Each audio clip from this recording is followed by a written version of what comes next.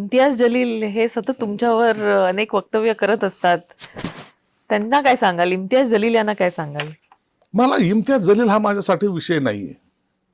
एक लक्षात तुम्ही घ्या, म्हणालात महाराष्ट्रात मस्ती चालू देणार नाही इम्तियाज जलील. मस्ती बिलकुल चालू देणार नाही.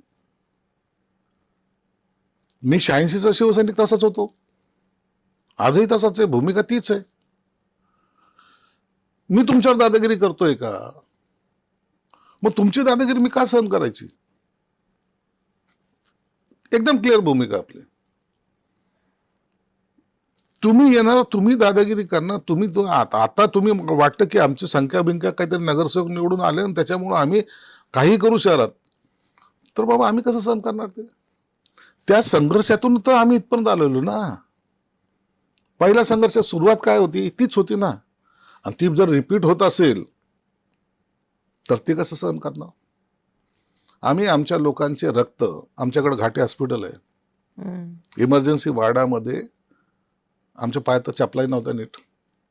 त्या इमर्जन्सी वार्डामध्ये जेव्हा आम्ही पेशंटला पाहायला जायचो ना, आमचे पाय चप्पल रक्तात छापे टाकल्यासारखं जायचं.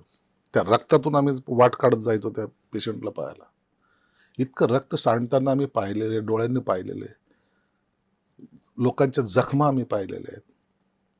ते आमच्या डोळ्यातून कसे जातील हो? आणि त्या जखमा पुन्हा जर तुम्ही द्यायचा प्रयत्न करा तर आम्ही तुम्हाला सोडू?